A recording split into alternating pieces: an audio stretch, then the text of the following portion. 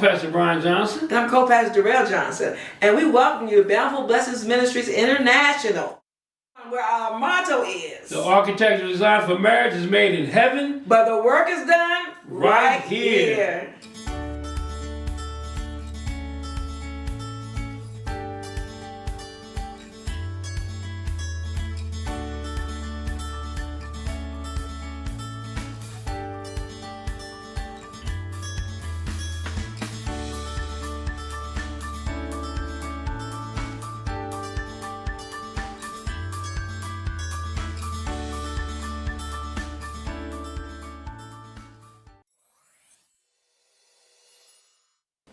Welcome back again, and we just want to thank you for coming and joining in with us on our first marriage broadcast. Yes. And you know what? We found out that in the United States, over 50% of the marriages, the Christian marriages, end up in divorce. Absolutely. End up in divorce. So we've been married now for look, 40 years, close to 40 years, 39 years, 40 years in August, and God gave it to us a desire to just enhance marriages, encourage marriages, try to build marriages up. Whether in the kingdom of God or in the secular world, does not matter, because the institute of marriage is under attack.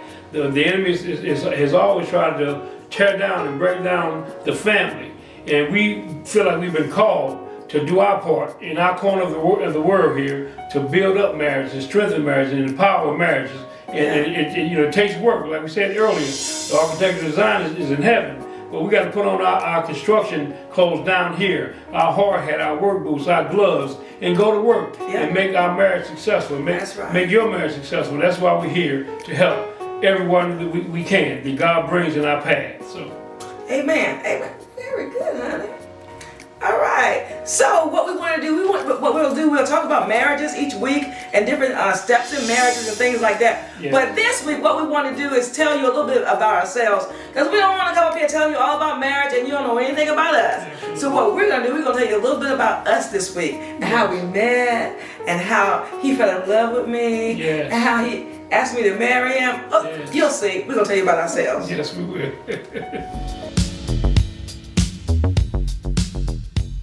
Honey said earlier, we certainly want to talk to you about marriage, try to build your marriage up, encourage you, without first telling you a little bit about who we are and how we met. Our journey. Our journey, absolutely. And our journey began in 1979. I was leaving St. Louis, Missouri, I joined the Navy, got stationed here in Norfolk, Virginia, and lo and behold, we met a great guy on my ship, a great shipmate. We became good friends, and just so happens that my good friend lived here. He was from this area. He was actually from Chesapeake, Virginia. And one day, once we got to talking, he invited us home, invited me to his home. Just some of the guys off the ship, we came out just to hang out and have fun, and just do what shipmates do, just playing spades and drinking a little whatever, pre-salvation. Thing to sailors do, pre-salvation. Absolutely. And at his home, I saw his sister come out of the back room somewhere, and I was like, oh my gracious, saying to myself, not out loud, of course. And I laid eyes on her, and my heart just did a little flutter, and I kind of knew then that I have to get to know this young lady just a little bit better, and believe it or not, when I was looking at her eyes, she probably denied, but I saw a little flutter in her eyes as well. I knew she had kind of identified me as well, So, but anyway, throughout the night, we'd hang with the fellas and drinking and doing things that we were doing. I'm not a drinker, and I kind of overindulged. But that overindulgence was a good thing. You didn't know. So you didn't really know if I was looking at you or not. You couldn't even tell. Well, I noticed you before I overindulged. Okay. So before the overindulgence began, I'd already spotted her. Okay. See, so that's the part you don't understand. What I have on? If you had eyes all on me, what I have on tonight? You had on the one-piece short set. Is what you had on. Okay. And I think it was like orange beige color short set. And really, that's all I remember. I remember that Coca-Cola shape in that set. And that caught my eyes as well. So anyway. The clothes or the shape? Both. Okay. Both, I need both. I'll take it. But to sum it all up, I had been overindulged in a little beer, whatever. Actually, I think it was something strong that I can't remember, which I really shouldn't have been drinking. But anyway, it gave me the courage to muster up enough boldness to ask her, could I have a kiss?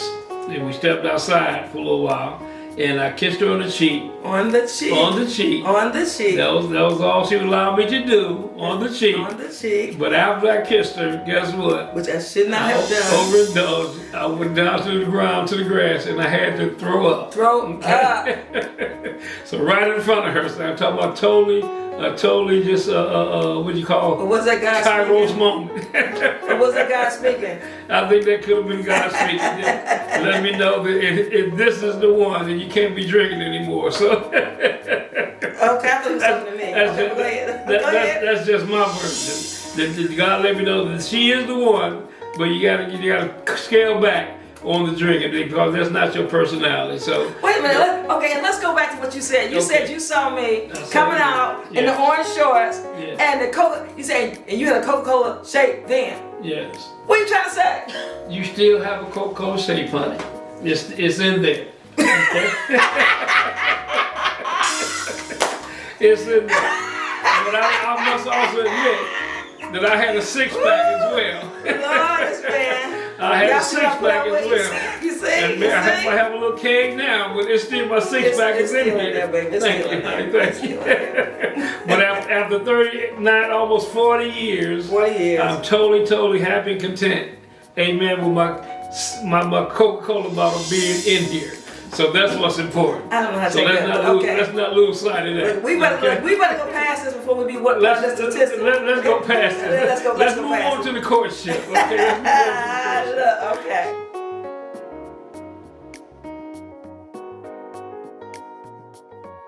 Next step, lo and behold, like I said, her father was extremely strict. Her brother who turned out to be my brother-in-law was extremely protective and strict. He was very protective to her, so he was watching. He told me, he said, Darrell, all sailors want the same thing. Yes. Don't fall for him. That's right. Now listen to him for a little while. For a little while, because I was persistent. I was determined to build a relationship, so we started the courtship. They started to allow me to come over to the home a little bit more. In between coming over to the home, even I was on the ship, had duty, could not make it. You know, I found myself on the pier, and on the phone, in the phone booth, in the cold dead of winter, talking to her for hours upon a time. And every payday, y'all, he would buy me some kind of gift. Yes. Whether it be a necklace or some flowers, just so romantic. Just to express my love for her. Yeah. Absolutely. So, every 2 weeks, I guess that's still in there too. It's still in there, honey. Okay. It's still in there. I don't see it, but okay. It's still in there. Okay. So we began to date for a very short period of time. Yeah. We began to date, just hang out, talk, got to know one another. 6 months actually. Actually, right about 6 months we dated, and then at that point I asked her father at that time if I could marry his daughter. Yeah. Okay. Mm-hmm. And of course, him being the stern, strict man that he was, he said, "Boy, how you gonna take care of my daughter?" I said, "Well, I'm in the Navy, just like you were in the Navy for 27 years. He was retired Navy, y'all."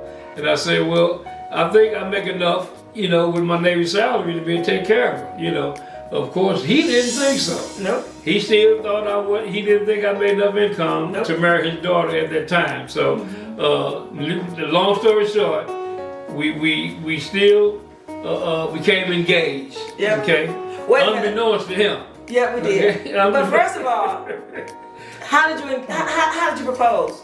Huh? How'd you propose? I think okay. You know why you can't think of it? I remember. Go ahead. I remember. Go ahead. I think I came to her one weekend. I was there. No, you didn't. Yeah, go ahead. I didn't. But go ahead. I didn't. I thought I came to you and said, "Honey, Darrell, I would marry you if I had enough money." If you had enough money. If I had enough that money. was the proposal. Right. Never said, "Will you marry me?" Never got on his knee. That was the proposal. I almost missed it. Well, I wasn't taught, I didn't know. I didn't know about all that romantic stuff at that time, It's nothing I never experienced being a young man growing up in St. Louis. I never saw that ever in my life in a movie or anything. So that was a proposal. That's not an excuse, but I didn't know. So gratefully, she took that. You know, and so I gave her an engagement ring and put it on her finger, and we became officially engaged at that point. And he just opened up the box and said, well, but it was so sweet. I'm more romantic now, trust me. It was in there. It was in there. So after that, you know, this is still our journey, y'all. We're still talking about our journey. After that, we decided to marry. But this is the go ahead. I know you. Yeah, because he's gonna make it cute. What really happened was. What happened was. See what had happened. No. Let me tell you what happened. What happened was he told me we were gonna get married so that we could start getting the marriage benefits that you would get during the marriage. Right. Mm-hmm. But what he did not tell me was that when because he wanted us to sneak off and get married, which was fine because my dad is going to be with the Lord now, and I'm glad he never knew. He never found out. Never knew that I had ran off and got married. What happens in Vegas stayed in Vegas. Well, he didn't want. He told me it was all about him getting a check and for being married. And we go. We get home from getting married. He want me to stay all night at his house. I'm like, are you crazy? I'm going home. This was not part of the deal. This is this is the first day. He takes the marriage certificate and do what? Threw it at me. And you know what I did? I took the marriage certificate, threw it down, and went home to my daddy. That was the eloped one.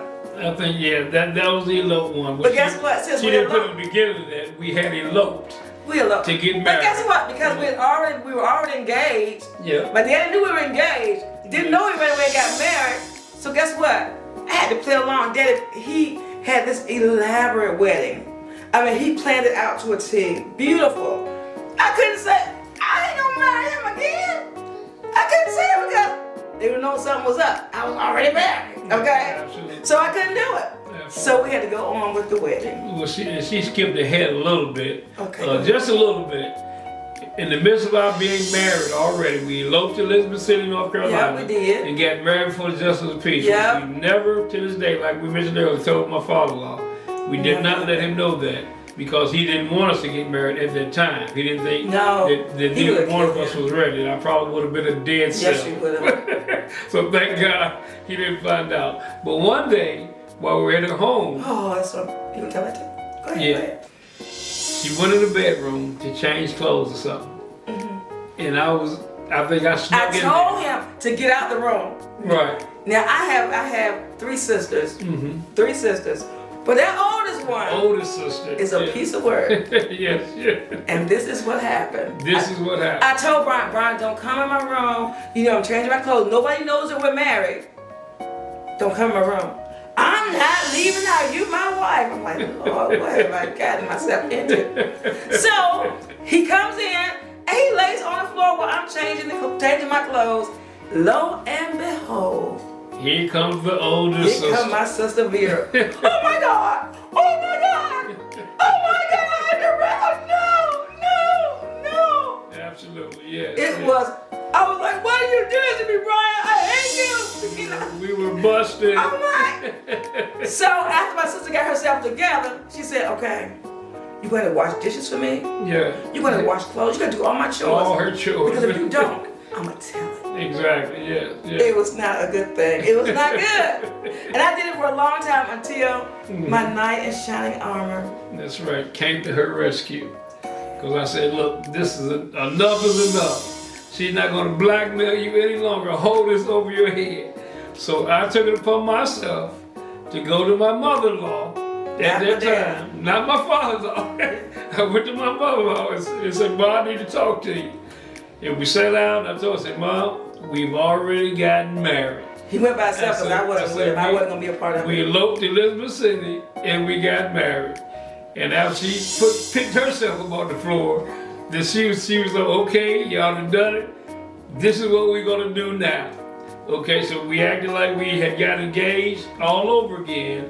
And her and my father-in-law began to plan our elaborate fairy tale wedding. And like I say, he never knew to this day that we got married twice. Because once again, if he knows he spent all that money and we were already married, I would have been a dead man. Yes. But the wedding, my dad and the ex, they just went way out. From caviar, they had a meal before the wedding, a meal after the wedding. After the wedding, then they had hors d'oeuvres, and then we had limousines. It was the girls' dream. I mean, it was wonderful. Yes, and I was marrying the man of my dreams. And I was marrying the woman of my dreams. And the fairy tale continues today. So that's our journey. We hope you enjoyed it. Some of the things we've experienced leading up to 39, going on 40 years of marriage. 40 years. And we just feel like we have so much to impart, to married couples and those who are preparing to enter into marriage, that we can help talk to them about and based on our experiences, things that we have learned down through the years. Like we said earlier, the architectural design for marriage is made in heaven. But guess what, y'all? The work is done right down here.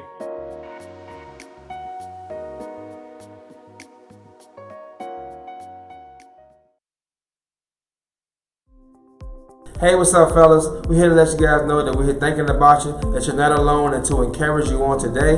Alright, we know society has this perception that we can't show any weakness, but guys, I'm here to let you guys know that you are not alone. That's a lie. Guys, we have our own faults, we have our own battles, both mentally, physically, and definitely in society. We don't always get the help that we need. We can't always find the resources that we need. We believe that we have to fend for ourselves. And it's not an easy task. It's not an easy walk. That the efforts that we make may not always feel appreciated. You may not feel as though you're the best provider. Men, we deal with hurt too. And all these things collectively can cause a battle of the mind. And that battle of the mind can cause us to fall out of position. And to all those who are out of position right now, that's on your rightful place. It's not too late. Those who are in position, we're here to encourage you to keep doing what you're doing. Man, God has need of us. Our families have need of us. Our communities, our youth have need of us. There's a song, and it says, "May His favor be upon you in 1,000 generations."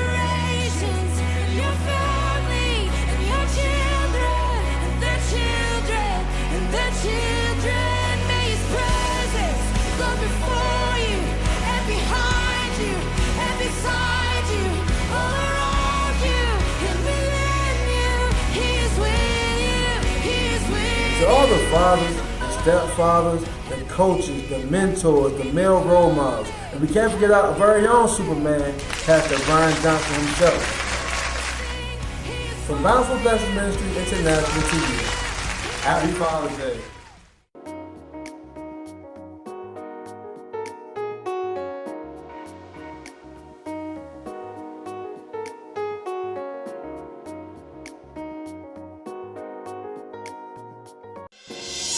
Yes, it's the man of my dreams, and I love this man, y'all. I really, really, really do. Yes. And after we had the marital bliss, it lasted for a pretty decent time. The honeymoon phase. Yeah, the honeymoon phase. But the woman of my dreams. That's right. Yeah. But within 13 months, guess what?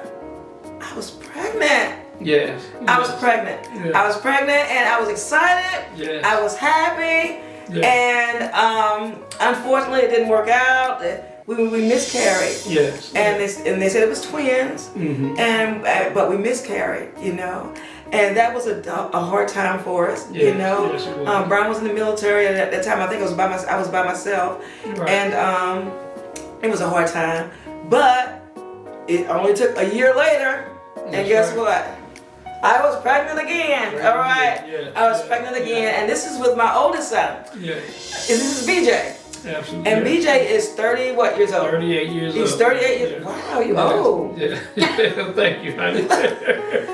38 years old, and he's in the ministry with us as well. He plays the keyboard. Yes. Man, he's really blessed. He's anointed. Yes. He doesn't know his own potential, but we know it. Absolutely. He's just a blessing. He's there for us. He's our backbone. He's just he's just a blessing to have, and I thank God for him. Yes. And then after that, 5 years later. 5 years later, 5 years guess later. what? Yeah. I'm gonna tell you, God is a restorer, y'all. I'm telling you, He does things that blow your mind, but He knows when the timing is just right. Yes, He does. Yes, Guess what? 5 years later, I was pregnant again. Okay? With twins. With twins. That's right. Yeah. With twins again. Okay? Yeah. And so we have twins, Jermaine and Jamel. Yeah. Now Jermaine and Jamel, they are 32. He's 33, I think. Yeah, I had to go back. I think 33. Yeah, 33. I used to say he was so good at stuff, but I don't know now. But anyway, the first was always easy to remember. The ones after, you got to struggle a little bit. You struggle a little bit, but I think they're all 33. Just turned, they'll be 33 in September. Coming up, they'll be 33. Absolutely, yeah. yeah, That's right. Then and so Jermaine Jamel, there one is exactly like Brian. That's true. Cut and dry. That's Jermaine. Dry sense of humor. That's Jermaine. Just straight to the point. And I'm looking like, you just gonna say it like that? That's Jermaine. Absolutely, yeah. Now, the other one, Jamel, is just like me. That's right, yeah. He's gonna try his best to spare your feelings. That's right. He's gonna try his best. He's gonna try to work that thing out to when you walk away, you're gonna feel like, oh, that wasn't so bad. True, that's right. That's Jamel. That's right. Now, BJ, the first one we talked about, he's a mixture of both of us. Absolutely. You just don't know what day you might land on with BJ. Exactly. But the twins, they're in the ministry with us. And Jermaine works the sound, Jamel's in the praise team, and they're just a blessing. They're a blessing to have. But guess what? Yes, indeed. We went on with life, and we thought life was going just great. Exactly. And then at the age, we just knew we were just done raising kids. Absolutely. And then when I turned 40, yes. Here comes Tasha. Yes, amen. Now Tasha is 16 years old. Yeah. 16 years old. So you do the math. 32, 16. That was a big gap. That's a big gap. It took us way back. Yes, it way did. back. But she's such a blessing. And of course she's in the ministry because she's with us, of course. Yes, thank but she's also our makeup artist now. Yes, her makeup artist. Yeah, my makeup artist. You want to do makeup? Anything on me yet? So. Okay, I'll make sure she give you a talk to facial. her about that. Yeah. and that's Tasha. Tasha, yeah. And she's a blessing as well. Amen. Now she's like, I don't know who she's like. She's just a different type of child. She's her own person. Yeah, and you can say she'll say something and you won't even know till tomorrow that she just said something smart to you. Right. She's just that type of child. That smart, sarcastic kind of child. Absolutely. And so that is the 4 children. And then guess what? Yes. Yeah. 8 years ago, just when we thought that, okay, life was on a smooth and even keel. And we certainly we finished with the child bearing years. Yes. God blessed us tremendously. Yeah. Amen. Yes. And no, it was not triplets, but it's 3 girls. Yes. They're not triplets, but it's 3 girls. Yes. And that's Rebecca, Selena, and Tayana. Yes. Rebecca is 19. Yep. And she is phenomenal with the camera stuff, the editing, websites, computer. Just awesome, Absolutely. That I call us my plucker, but she's so dear. I love her to pieces. But I think the problem is me and Rebecca might be alike, and that's why we just boom. It's like dynamite in the same room. You know what I'm saying? Not in a good way. You know what I'm saying?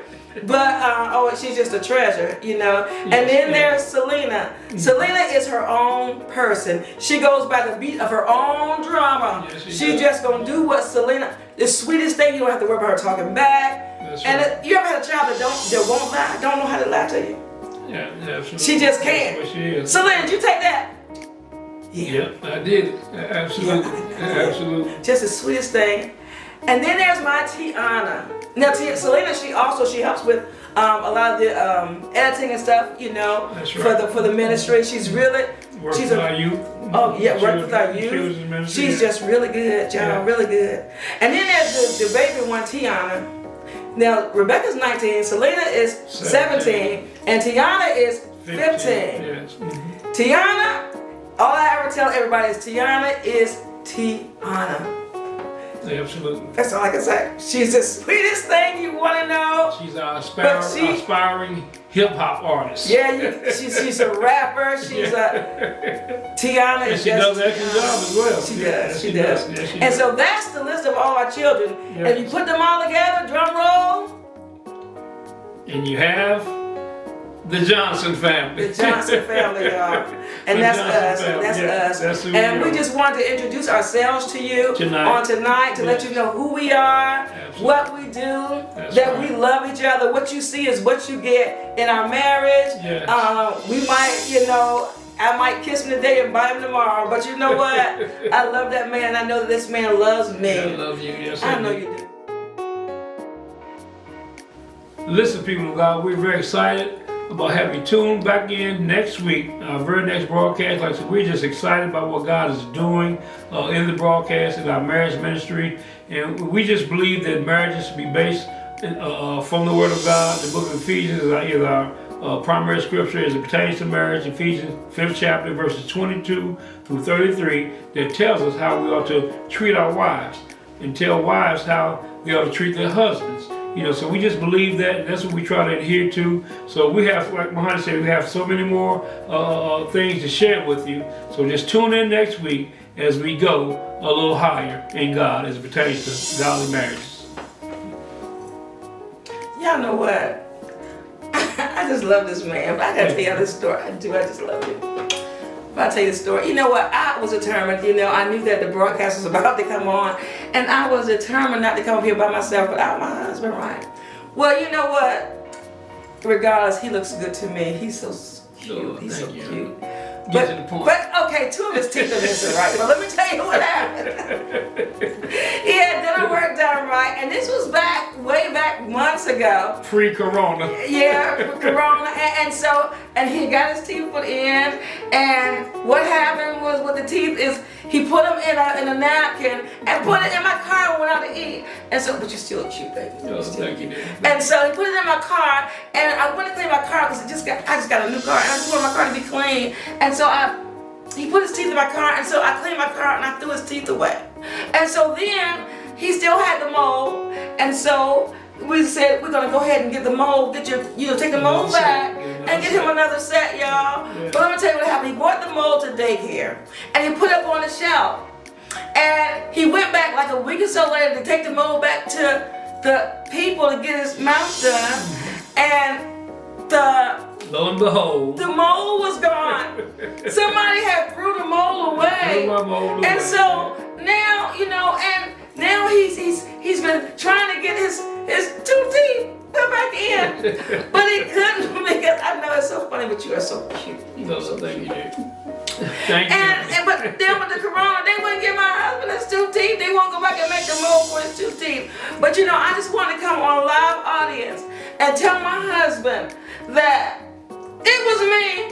I threw the mold away too at daycare. I never told you before, but now that we're on TV, I have to tell the truth. It was me the second time. I kind of figured, so. It was me. But regardless, y'all, he looks wonderful. He's so handsome, but it was me. And I was determined, teeth or no teeth, not to allow the enemy to stop me from us moving forward in our marriage ministry. So even with my lack of teeth, God's still going to be glorified. I just love this man. And I still yet love this woman, even though she threw all my teeth away, my teeth and my mold. And I felt so bad. And it was a song out years ago, a song that says, "Give me a kiss, your negative self.